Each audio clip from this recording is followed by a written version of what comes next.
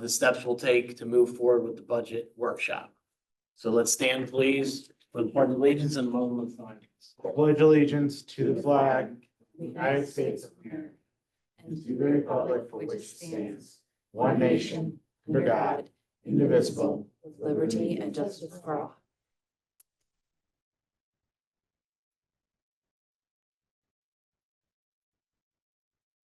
Thank you. All right, Mr. Howard, roll call, please. Absolutely. Mrs. Beachy, Here.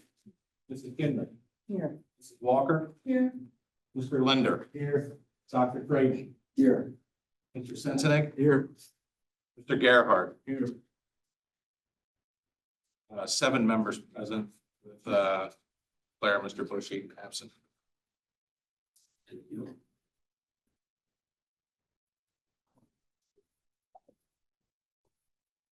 All right, the May 5th, 2025 school board meeting is open to the public.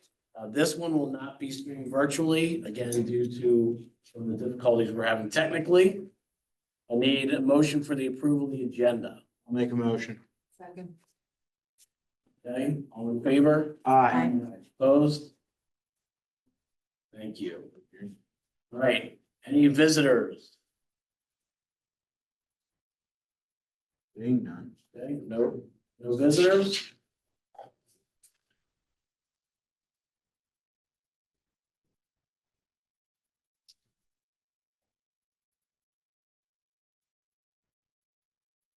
All right, Mr. Howick, any presentation?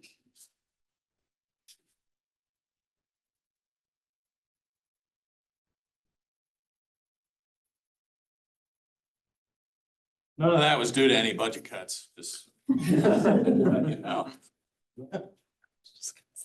So let's get into the budget presentation. So I always like to start off again, showing you where we're at year to date. So at this point, after April's loaded, it looks like we're going to finish somewhere south of zero. It looks, right now it's showing 350,000 down. Again, a lot of this depends on how much like health claims and benefits claims we accrue at the end of the year, so. Are you trying to?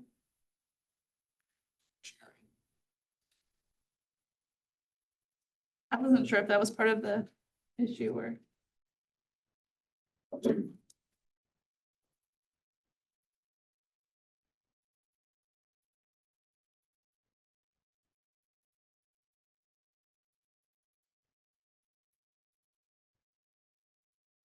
Yeah, That was I'm fine. glad somebody knows how to work that. Okay, so as I was saying, we're looking to be about down $350,000. Again, we have accruals at the end of the year, accounting adjustments. They can sometimes push that higher or lower, even by a couple $100,000, depending on health claims or dental claims and those types of accruals. So as I said last week, we were going to do this budget with an assumed 3% millage increase. Of course, 2 weeks we'll approve a proposed final budget. And at the time, the board can discuss that and talk about what they want to do with the millage increase. But the numbers tonight are prepared with 3% in as a millage increase. So here on this fund balance, you can see that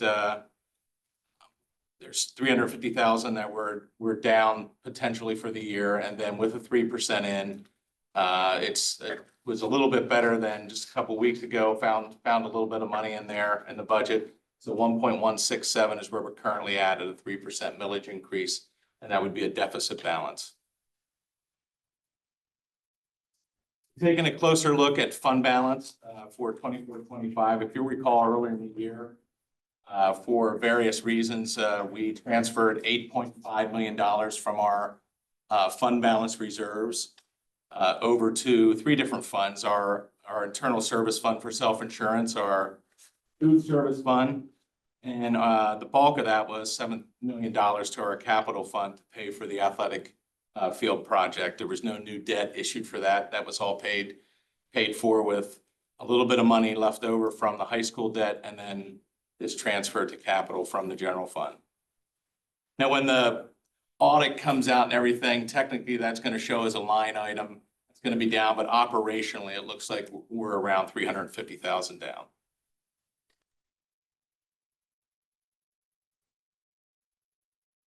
Okay, so this is the budget history that we show a lot. And if you just kind of go back to 1920 and through, if anybody ever wants to see this the whole way back to like 12, 13, I've got it. But wouldn't fit on this slide for obvious reasons. The thing I like to look at here is if you look at the new expenditures, the net change in revenue and the net change in expenditures. And if you look at that down here, the net change in expenses has been outpacing the net change in the revenues. And that's a trend we have to get on top of. That's not sustainable. It's okay for a couple of years. And we knew there was going to be a couple of years because of the projects that we were going to maybe dip down under zero on our budget. However, that's not a sustainable practice moving forward over a period of 5 to 10 years. For now, we have plenty of budget surplus and fund balance to use to balance that out, but not something we can do for a long term. Here's the budget at various millage rate increases. I know some of the board members wanted to see this at different looks, and there's 0%. If we did 0%, we'd be looking at almost a $2.4 million deficit. And all the way to 4%, which is the Act 1 maximum that we can tax. If you recall, we took a resolution that we wouldn't exceed the Act 1 base index. And so that's 4. And at 4, we would be at 762,000 deficit budget. Surplus deficit over time. This isn't surprising. We've been talking about the shrinking surplus over the years. Look in here, there's a couple years where it flips a little bit. These are the COVID years in here. And if we strike a trend line there, that's what the trend line kind of looks like. So Brian, if you took that back to 13, did we run surplus each? Yeah, this would be the first year that we've dipped under zero. We expected, if you recall, in the last 2 years, we did forecast us going under zero on our 5-year projections. So that's not surprising, but this would be the first time that I can remember that we've dipped under zero. For operational reasons, like we've had transactions, real estate transactions where we've transferred large sums of money. Obviously, that will dip you under zero, but it's not an operational deficit. It's more of a accounting deficit, if you will. The expenditures by function, and I'm not going to go through all of them. The function is kind of who spent the money, whether it was regular programs, special programs, transportation. You look at some of the changes there. Regular programs has a large change there. And then just some various things, pupil health, we added in there a little bit. And then some of the other categories, even though larger percentages, not large dollar amounts. Then expenses by object. So function is who spent it, object is what it was spent on. And you can see there salaries and benefits are the largest increases there. A lot of that is tied to our contractual obligations in the teacher contract.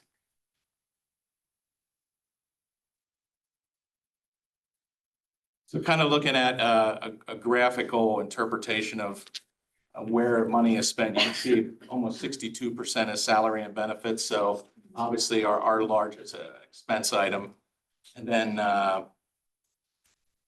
other uses of funds and other objects up here. That is actually mostly debt service if you combine them, the 800 and the 900 categories.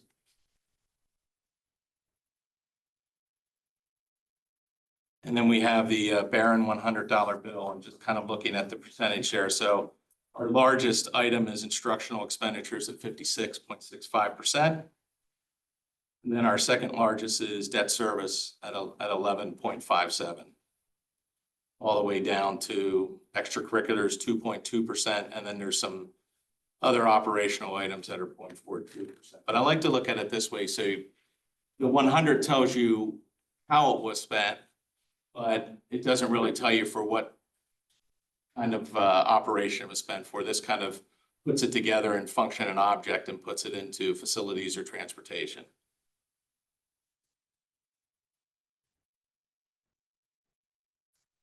This is a detailed salary and benefits. I'm not going to go through all the line items, but we're looking at about a 4% total increase in salary and benefits. Our salary, and then in benefits and taxes, we're looking at a 5.5% increase.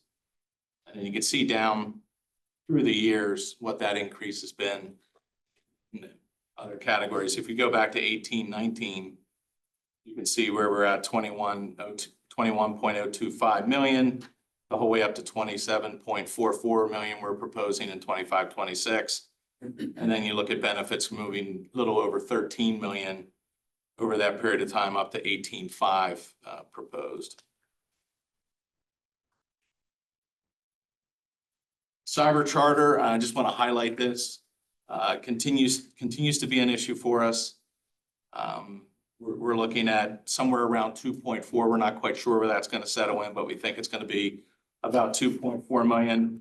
We were projecting 2.1 last year at this time. We were talking about 2.1 million, and we were worried about that. Instead, it's going to come in probably closer to 2.4. We do think it's going to dip down. Last year, cyber charter, there's a lot of activity out there right now. Probably Michelle will give an update at the next board meeting. A lot of legislative activity going on about cyber charters. There's a House bill out that's been out for a while now. There's some new memos, House memos, which are basically intent to write legislation. And so there's a lot of activity. We do think something's going to happen there.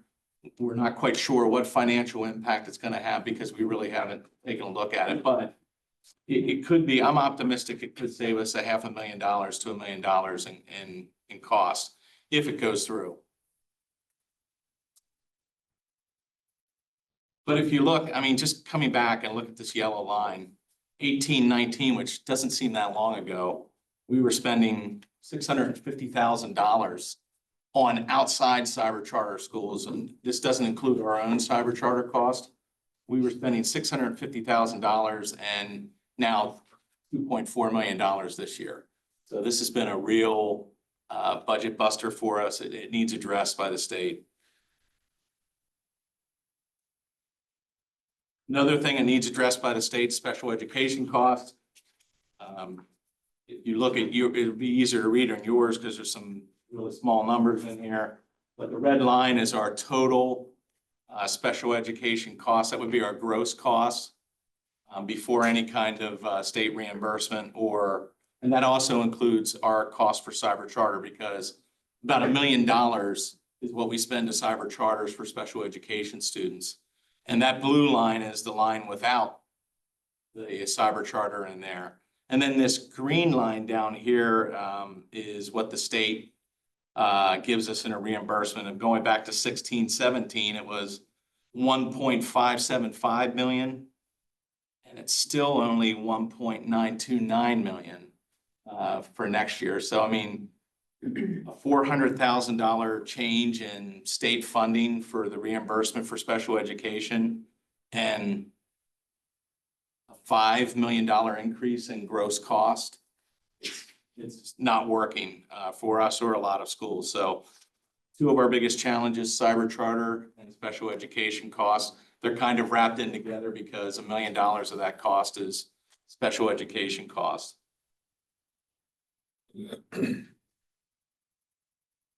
Just highlighting the numbers there. Transportation cost has been another challenge. A lot of that goes along with special education. We have special transportation requests that we have for student needs.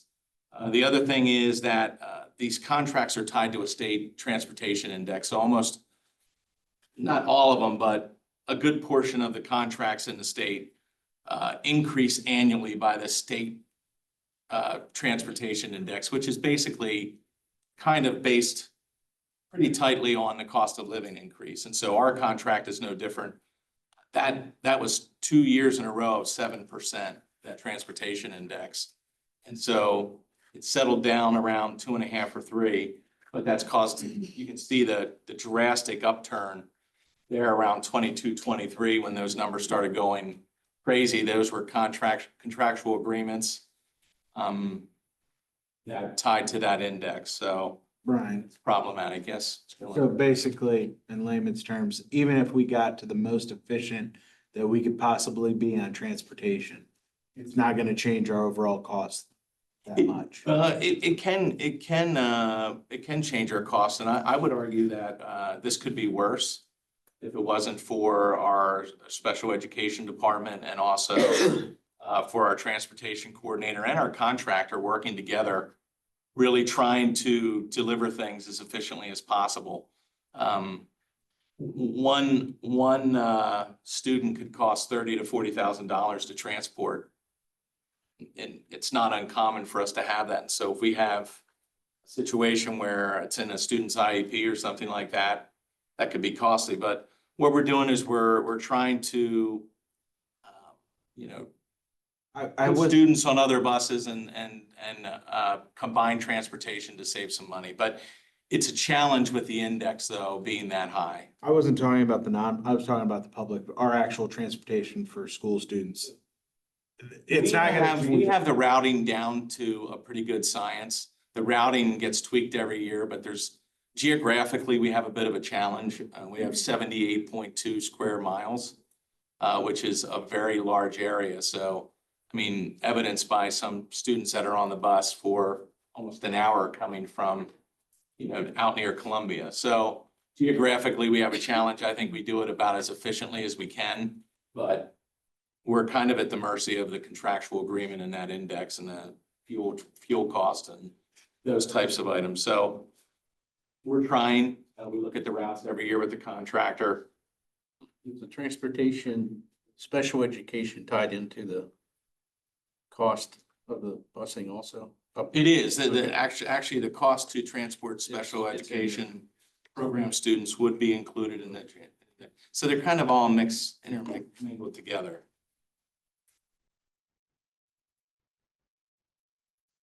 Debt service here by year, obviously, the debt service is high, but we're on the other side of all these projects. So right now, we have no new projects in the foreseeable future. Obviously, there's some maintenance we're gonna need to do on the middle school, but it's in really good shape. Our maintenance team has done a nice job maintaining it. There are some systems that we've had to replace, and there are some items we'll have to address there for sure, but there won't be a whole lot of new debt being issued, if any at all. And then just want to point out that 24-25, we were able to save $583,000 by refinancing the 2018 and part of the 2016 bond issues. Obviously, that was a one-time savings. As you can see, the amount gets back up moving forward. So we look for opportunities like that when we can find them to get, while you want to have recurring revenue match your recurring expenditures, we'll take any kind of one-time funds we can get any year to balance things out. And we've been fortunate that we've been able to have some one-time revenue streams, either from delinquent real estate taxes that have carried former budgets. So there's always that opportunity as well. You put a certain percentage toward your debt service? From here, I'm looking clear out at 35 and 36. Yeah, it's out. Actually, if we went out the whole way to 35, 36, we'd be about 20, 40. We're still servicing the debt for the existing buildings. Okay, that's kind of what you had planned, isn't it? We have, if you can see, we do what's called level debt. And level debt is kind of, I have a graphic I could show next, at the next board meeting.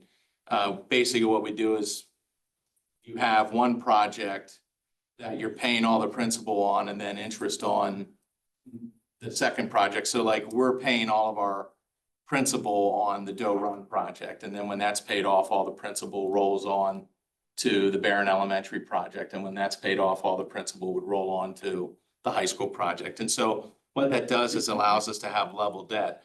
So if you look at 19 to 20, moving up to, 22, 23, 23, 24, we had to climb from $6 million and we had to make sure we had revenue in place to get to $8.6 million. And we were able to do that. We didn't count on cyber charter going up by $1.5 million during that same amount of time. So that makes it a big challenge, but we were able to get that. We were able to get that revenue in place. The problems were the jump in the inflationary, the inflationary impact on the other expenditures. So moving into revenue sources, I wanted to just point out our top revenue sources. We always talk about, what sources come from local, state, federal. What I wanted to do is point out our top kind of revenue line items. And the top one is real estate taxes, whether it's the bills you get in July, interim billings, transfer taxes, delinquent collections. Those are the items that I count as real estate taxes, and that's 57.41% of the total budget. And it's really the only item that you as a board have the authority to take action over. So it's really the only thing you can control, from your seat to increase revenue if you have to. Basic ed subsidy from the state, second highest at 12.78%. I was gonna not put reimbursements in here because reimbursements are kind of funny things. You have to spend more money to get more revenue. So the only reason PSER's reimbursement is high is because we have twice that amount in PSER's expenditures. So, but it is our third highest revenue item. Earned income taxes are the fourth highest, and then the special ed subsidy, and then interest and dividends. And then there's a bunch under that. But these items alone make up 88.2% of the entire budgeted revenue. So it's kind of eye-opening when you look at, we have all these other items, but the rest are kind of small fries compared to these items. And so we spend a lot more of our time trying to look at these items and estimate them, forecast them. I will say this year, the one thing with the state is we'll actually have a negative impact if the adequacy funds don't go in. If the adequacy funds go in, we'll have an increase. The governor actually, for the first time in a while, the governor put out a very small ask on the basic ed subsidy. It's $75 million total. It's the smallest amount since they've done the new formula. So a number of years ago, they enacted this new formula where new money gets distributed by that. This is the lowest amount that he's asked for, or any governor's asked for a while. So I think people are kind of scratching their heads. They're still not going to have a budget done probably by the time you all have to take a vote. And I think it's mostly because of the charter discussion is holding the rest of the budget up, because I think everyone's scratching their head saying, wow, normally everybody asks for pie in the sky and then they argue about it until they get down. Now the ask is very small, and but they're talking about cyber charter, and I think the ask is small because they want that reformed in some way. And then over here, just by the government body that's distributing it, local sources 68.21%, state sources at 30.41%. And then federal, a little over 1%. That would necessarily not seem concerning when you talk about the potential of federal cuts, because it's a small part of our budget. However, every little bit helps. But there is also some federal funds that get passed through the state. And so the state's really not talking about that at all, what impact that's going to have on their budget. So just interesting times in Harrisburg with the discussion. But the bottom line is there's that creates a lot of unknowns for school boards when they have to make a decision by June, when the state's not going to have a decision by June. So makes it very tough for all of you. Local revenue, as I said, you look at that, proposed revenues from real estate taxes are 84.16% of local revenues and 57.41% of all revenues. Earned income taxes, At one point, we had a ton of growth on earned income taxes, more than almost any school in the county. And then it kind of cooled a little bit. I did talk to the county, or I did talk to the county tax collection bureau. They said farm income has gone down, and that's impacted communities and districts like ours that have a large farming presence. Their costs have increased as well, and so their income's gone down, and that's impacted the amount we get as a result of earnings being taxed. So still increasing, but not increasing nearly at as high of a rate as it has in the past. State revenue, again, we talked about that. I won't belabor that a little bit. The basic ed and the special ed subsidy, the formulas account for 50% of our state revenues. When I talk about the reimbursements, that's public transportation subsidy. The rental and sinking fund is PlanCon. That's money we get back on the debt we issued for actually Doe Run and Barron are the two buildings that are PlanCon projects. Every time we make a debt service payment, we get a percentage back from the state towards that. It's called PlanCon, if you've ever heard that. State property tax reduction, that's the homestead, farmstead. The reduction off of the local taxes, the state gives us that as a state flow.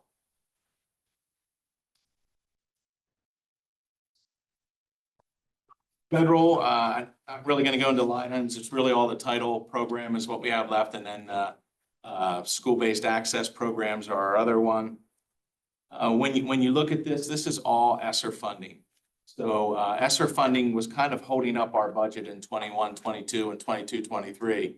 And so when that funding came off, we had a little bit of a cliff there from here, where now some things that we were using that ESSER funding on, we now have to find other revenue sources or grants or something to pay for that. So I was gonna ask, like, if there was, or do we have programs that were started because of that, and now that were like significant costs?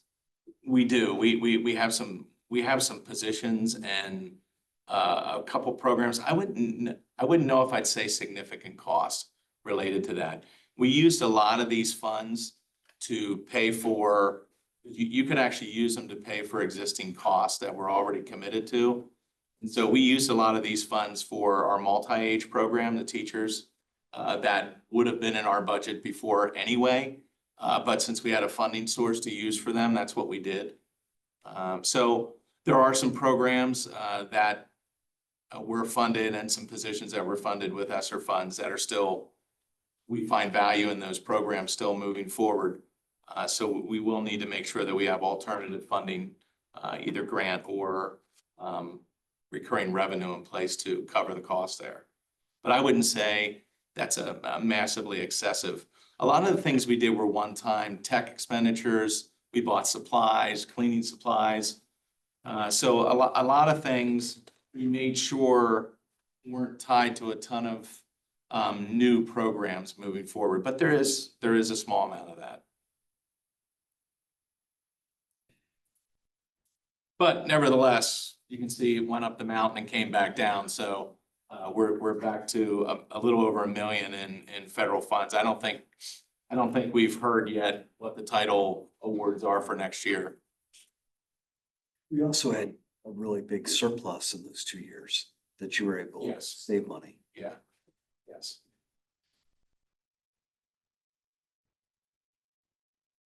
So this is just the assessed value calculation, real estate taxes at various millage rate increases. Each 1% of millage rate is about $403,000 based on this calculation.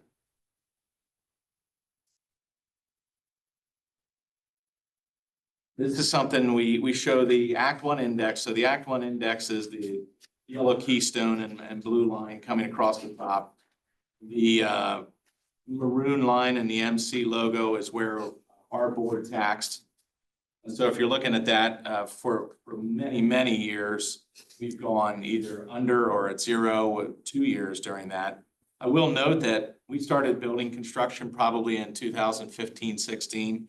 Our board went zero twice after we started those projects. So when you look at this and you look at other districts that have gone to index or have had to go above index, we've provided a lot so far for our community in the way of facilities without going to the taxpayers for that. So I just want to point that out. You probably, when somebody's in a construction, five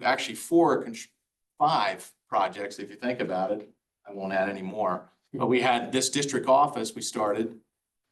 Then we did Doe Run, and then we did Barron, and we did the high school, and then we did the athletic renovation. So 5 projects that we've done.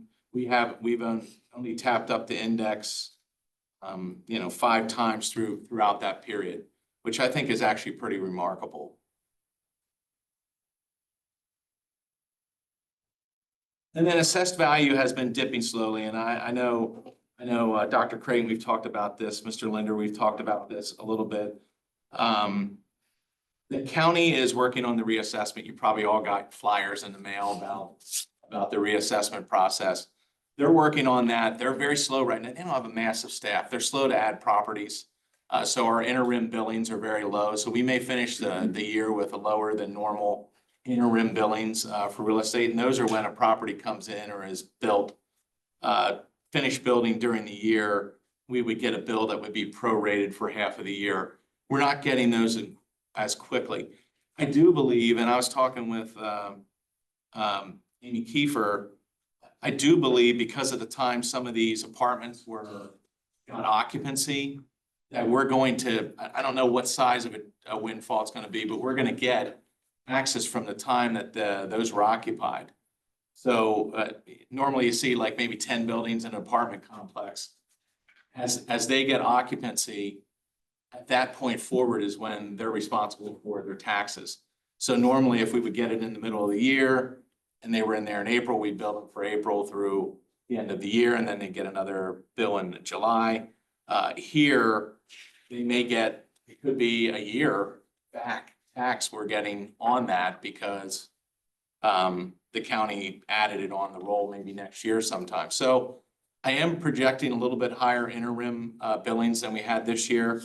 I think conservatively $900 to $1.2 million of additional real estate taxes we may yield when these projects all hit.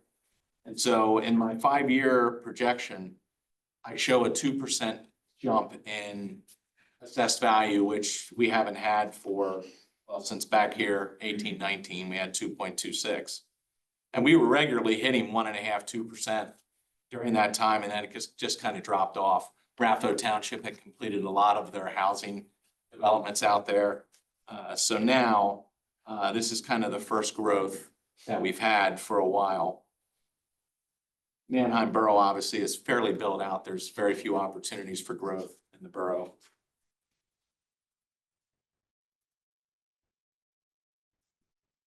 Always like to point out the impact on our taxpayers and our community. So 3% median assessed value, a little under $199,000. I think it's 198 something, 875 or something. But around 199, $100 would be the annual impact if we did a 3% increase. If we did a 4%, it would be 133. If we did a 1%, it would be 33. I want to point out something. Homestead Farmstead jumped again. So we got the numbers. If you remember that, it used to be just a few years ago, that was about $800,000 was the total that we had to put towards Homestead Farmstead reduction. That amount now has jumped up to just under 1.5. So that would be an additional relief of around $33 for each taxpayer. Based on the numbers we currently have, this can change, maybe $1 up or down, but looks now that with that increase in Homestead Farmstead, every individual taxpayer that has applied will get that additional break of $33. So wanted to point that out. So the $100 would net the 33 off of that. So you'd have $67 would be the actual impact of the additional homestead farmstead. Millage rates by district. For the longest time, we were 13th out of 16th, so we were here. Warwick jumped 2 slots down, so we're in 12th lowest millage rate of the 16 Lancaster County school districts. Again, from a positive standpoint, if you look at that, we've provided a lot of facilities and we've done a lot for our community and its learners and still maintained a fairly low millage rate. So that's a kind of a good guy story there. Bringing up the 5-year forecast model, updated this the other day, and want to point out a few things. It's at 3%. Here's your 1.167 budgeted deficit. And then I have 3% worked in just for purposes of discussion. Obviously, we're not committing to anything for future years, but this model's figured 3% out for a 5-year period. And you can see it goes from the 1.167 to 2.317. Obviously, I just kind of want to address these. There's a lot of assumptions made when I do these, build these 5-year models. And a lot of times, if we're projecting 2.317, that's with limited information about what healthcare is going to do. And obviously, if we'd looked at this 5-year model in 1920, we would have had no idea that inflation was going to go up 7% 2 years in a row, and cyber charter was going to go from 800,000 to 2.4 million.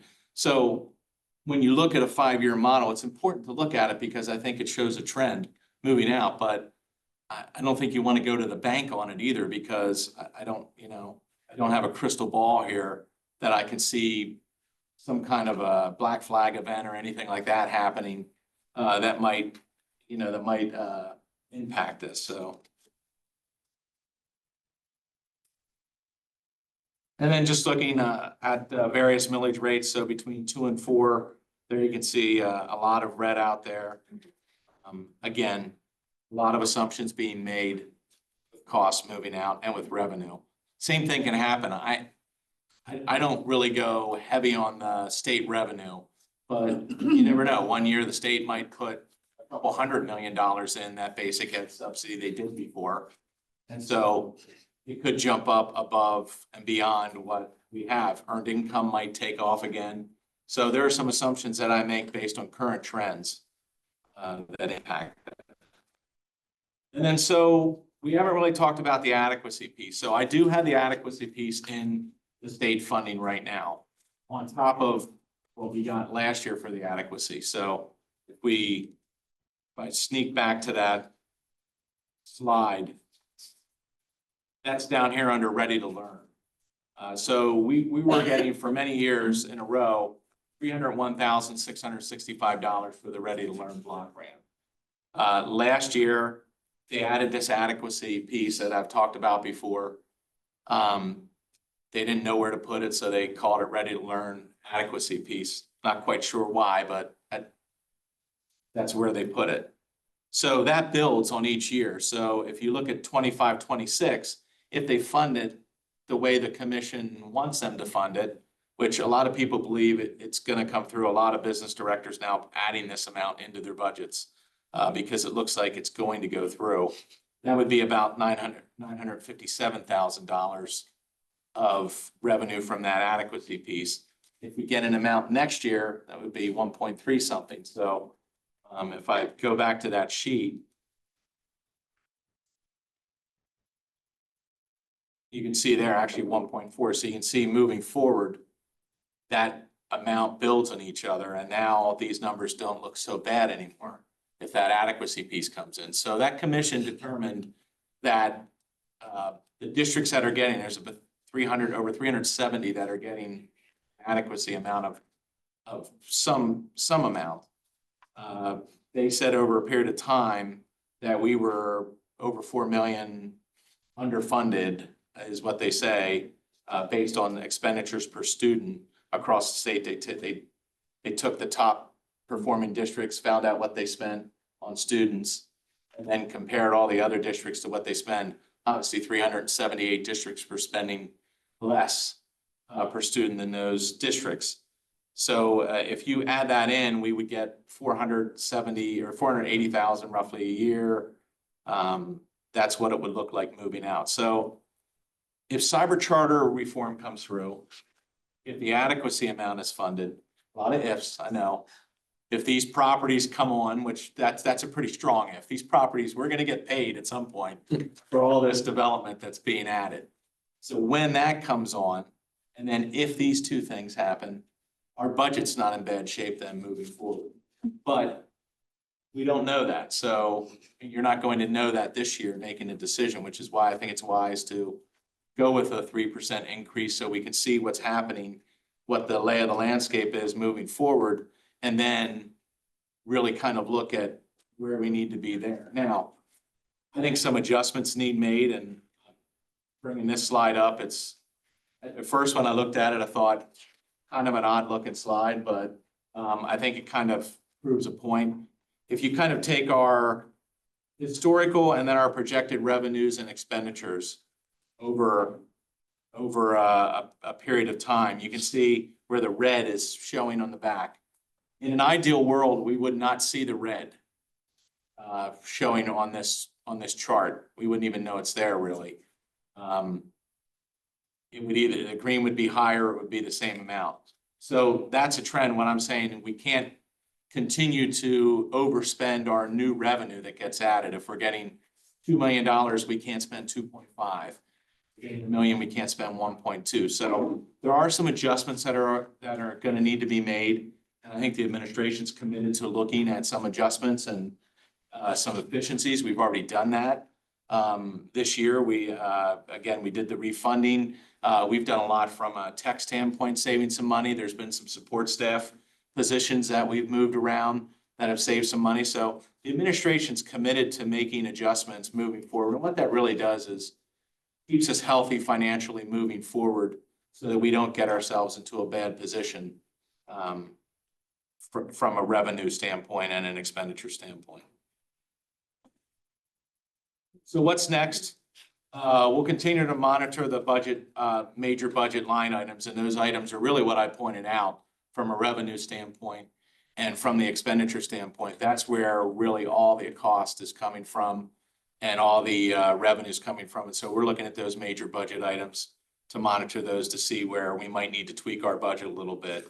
We'll refine the current year projections. Amy worked really hard, I think record time, got the April numbers in there so that we could run projection model on it.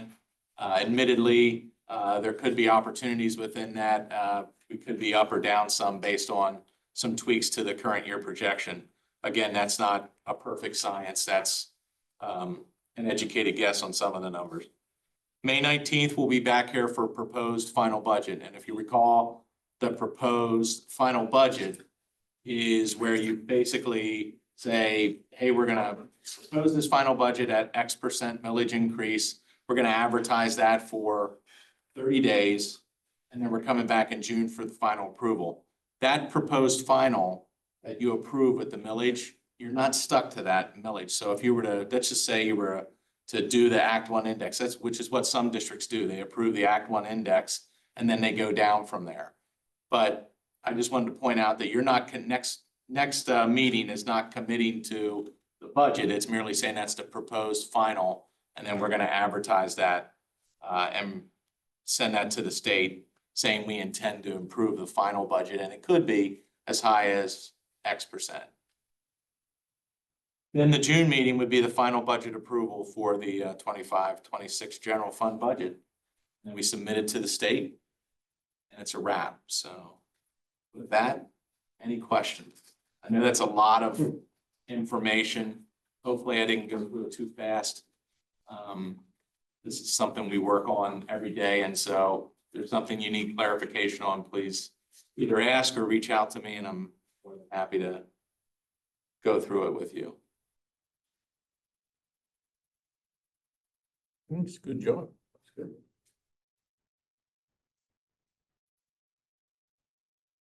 Any questions? Okay, so as I did share earlier, I would share, Mr. Claire's under the weather, so he wasn't able to make it, and Mr. Bushy is at his son's last home sporting event for Parents' Night, so that's important as well, and we'll make sure that everyone is updated. If there are no questions, then we can adjourn the meeting. Move. Anyone else? All right, thank you, meeting adjourned.